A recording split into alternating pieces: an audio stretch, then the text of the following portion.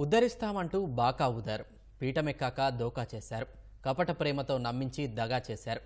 5 ఏళ్ల జగన్ దగాపై ముస్లింలు తీవ్ర ఆగ్రహం వ్యక్తం చేస్తున్నారు. గత ప్రభుత్వం కంటే మెరుగైన పథకాలు ఇస్తామంటూ పాత వాటికే పాతరేశారని మండిపడుతున్నారు. ఓటు బ్యాంకుగా తమను వాడుకున్న జగన్కు అదే ఓటుతో బుద్ధి చెబుతామంటున్నారు.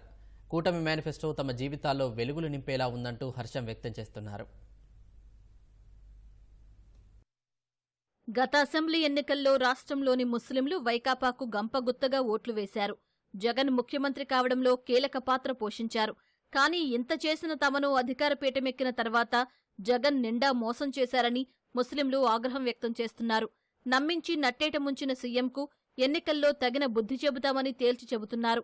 కొత్త పథకాలు కాదు కదా, తెలుగుదేశం సర్కారు హయాంలో అమలైన పథకాలనే నిబంధనల కొర్రీలతో నిలిపివేశారని ఆగ్రహం వ్యక్తం చేస్తున్నారు. మమ్మల్ని నిట్ట నిలువున ముంచేసిన ప్రభుత్వం ఏదన్నా ఉందంటే నాకు తెలిసినంత వరకు చెత్త ప్రభుత్వం ఈ వైసీపీ ప్రభుత్వం.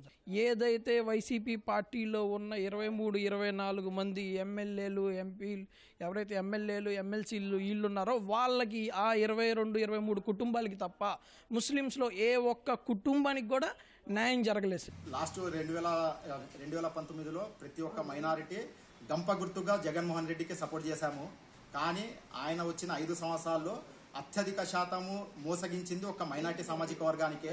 ప్రతి ఒక్క దగ్గర మైనార్టీ సామాజిక వర్గం మీద దాడులు అనేది మనం చూసామే ఉన్నాము. 2014లో విభజిత ఆంధ్రప్రదేశ్లో చంద్రబాబు నాయుడు గారు ముఖ్యమంత్రి అయిన తర్వాత ఏవైతే చెప్పారో అన్ని కూడా తూచా తప్పకుండా ఆయన పాటించడం జరిగింది. పదవులు అనేటువంటిది నామినేట్ పోస్టులు లేకపోతే చూపించి ఏదో మైనార్టీలకి నేను రాజకీయంగా నేను ఇచ్చానని చెప్పి చెప్పుకున్నారు తప్పించి మైనార్టీ సామాజిక వర్గానికి జగన్మోహన్ రెడ్డి ద్వారా జరిగింది అయితే ఏమీ లేదండి. ఉప ముఖ్యమంత్రి పదవి ఇచ్చి ఏదో నామాత్రంగా పదవి ఇచ్చి అలా కూర్చోబెట్టి ఏదో చేశామని చెప్పుకోవడమే కానీ ఇంతవరకు మైనార్టీ కార్పొరేషన్ ద్వారా కానీ మైనార్టీ వక్ఫ్ బోర్డు తరఫున కానీ ఏమి యువతకు ఉపాధి కల్పించింది లేదు, యువతకి ఉద్యోగాలు ఇప్పించింది లేదు.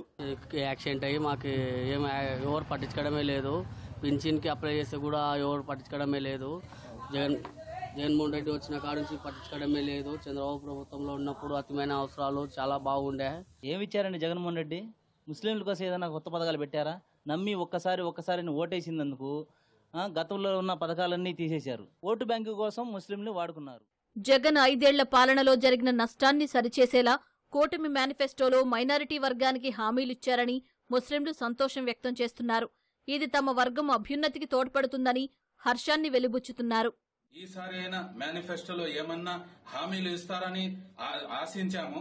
కానీ ఎటువంటి హామీ వాళ్ళ మేనిఫెస్టోలో కనిపించలేదు. కానీ అదే మేనిఫెస్టో టీడీపీ నుంచి విడుదలైంది. ఈ మేనిఫెస్టో చూసినాక మా సమాజానికి మేలు జరుగుతుందని ఎంతో ఆశిస్తున్నాము. తెలుగుదేశం ప్రభుత్వం अच्छी है. 4,000 पेंशन देता मुसलमानों को. हज को जाने के लिए लाख रुपए, शादी के लिए 1 लाख रुपए. తెలుగుదేశం अच्छा. ఇప్పుడైతే ఈ 4 సంవత్సరాలు 5 సంవత్సరాల కాలంలో ఏ రోజు కూడా రంజాన్ తోఫా లేదండి. షాదీకి ముబారక్ ఇచ్చేవాళ్ళండి, అది లేదండి.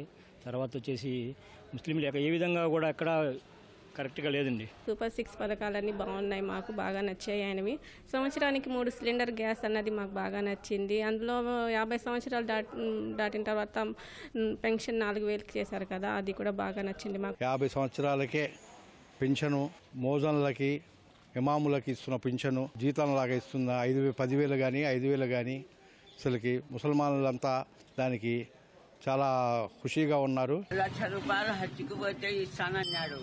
పెళ్లిలకు పిల్లలకు ఇస్తానన్నాడు. పిల్లలకు ఇంట్లో ఉంటే 10,500 200 ఉన్నప్పటి నుంచి పింఛన్ ఇస్తున్నాడు మాకు. బీజేపీతో పొత్తులు ఉన్నప్పుడు దుల్హన్ స్కీమ్ స్టార్ట్ చేశారు. ఇమాం మౌజన్లకు వేతనాలు కూడా ఫస్ట్ ఆయనే స్టార్ట్ చేసింది. ఉర్దూ యూనివర్సిటీ కూడా ఆయనే ఇచ్చింది. తర్వాత కడపలో హజ్ హౌస్ కూడా ఆయనే కట్టించింది. ఇవన్నీ ఒకవైపు ఉంటే ఈసారి మేనిఫెస్టోలో Andhra Pradesh state minorities finance corporation ద్వారా 5 లక్షల వడ్డీ లేని రుణము, చాలా పెద్ద మాట అది మైనార్టీల కోసము. భాజపాతో పొత్తు వల్ల మైనారిటీలకు అన్యాయం జరుగుతుందన్న వైకాపా నేతల అసత్య ప్రచారాన్ని ముస్లిం సోదరులు తిప్పికొడుతున్నారు. గతంలోనూ ఈ 2 పార్టీలు కలిసినా ఎక్కడా తమపై చిన్న దాడి ఘటన కూడా చోటు చేసుకోలేదని గుర్తు చేస్తున్నారు. చంద్రబాబు నాయుడు గారు బియ్యంతో పొత్తు పెట్టుకున్నారు. బీజేపీకి ముస్లింస్ పక్కా వ్యతిరేకం చెప్పి ఇవాళ కొంతమంది చాలా మంది వైసీపీ నాయకులు కానీ ఇవాళ ఫేక్ ప్రచారం చేస్తున్నారు. ఇదే తెలుగుదేశం పార్టీ 2014 కాడి నుంచి 2019 వరకు పొత్తు పెట్టుకుంది. ఆనాడు మరి నారా చంద్రబాబు నాయుడు ముఖ్యమంత్రిగా ఉన్నటువంటి ఎటువంటి ముస్లింస్ విషయంలో ఎక్కడ రాజీ పడలేదు. ఎక్కడ కూడా ఒక ముస్లిం వ్యక్తికి రాష్ట్రంలో అన్యాయం జరగలేదు. మరి ఇవాళ మళ్లీ పొత్తు పెట్టుకున్నామంటే కేవలం ఈ రాష్ట్ర అభివృద్ధి కోసమే. ఎందుకంటే మరి జగన్మోహన్ రెడ్డి అనే వ్యక్తి ఈ రాష్ట్రాన్ని సర్వనాశనం చేసేశాడు. ఇవాళ రాష్ట్రంలో 107 దాడులు మరి ముస్లింస్ మీద జరిగాయి. చాలా మంది పొలాలు జరిగింది. ముస్లింస్ మీద అనేక రాకాలు 5 సంవత్సరాలు ఎన్నో దాడులు జరిగినా కనీసం ముఖ్యమంత్రిగా ఉన్నటువంటి జగన్మోహన్ రెడ్డి ఒక్కసారి కూడా మరి దీన్ని ఖండించలేదు. బీజేపీతో పొత్తు అంటే ఇంతకుముందు 1999 నుంచి వాజ్పేయి 2004 వరకు వాజ్పేయి గారు ఉన్నప్పుడు కూడా చంద్రబాబు గారు బీజేపీ పొత్తున్నారు. 2014 నుంచి 2018 మోడీ గారితో పొత్తున్నప్పుడు ఆనాడు మా ముస్లింల పైన ఏం ఈగవాలనేది చంద్రబాబు నాయుడు గారు. వైసీపీ వాళ్ళు కేవలం ఇవన్నీ బురదెత్తే పోషకాలు బీజేపీతో ఉంటే మత కొల్లాలు పెట్టి మన ముస్లింలో ఓట్లు దెబ్బతీయాలనే వాళ్ళ ఆలోచన అన్న. మైనారిటీ వాళ్ళు బాగా పడినది ఒక తెలుగుదేశం లేదు సార్. కొందరు ఏమంటున్నారంటే బీజేపీతో పొత్తుంది అంటున్నారు సార్. బీజేపీ వారు కూడా ఇప్పుడు సిలిండర్ ఇస్తున్నారు 900 ప్రతి ముస్లిం తీసుకుంటున్నాడు. ప్రతి నెల స్టోర్ బియ్యం ఫ్రీగా వస్తున్నాయి. ఆ బియ్యం కూడా బీజేపీ పంపించేదే కదా సార్. అవన్నీ మాకు సమకూరుస్తున్నాయి. ముస్లిం కాదు, రెడ్డి కాదు, ఏది కాదు.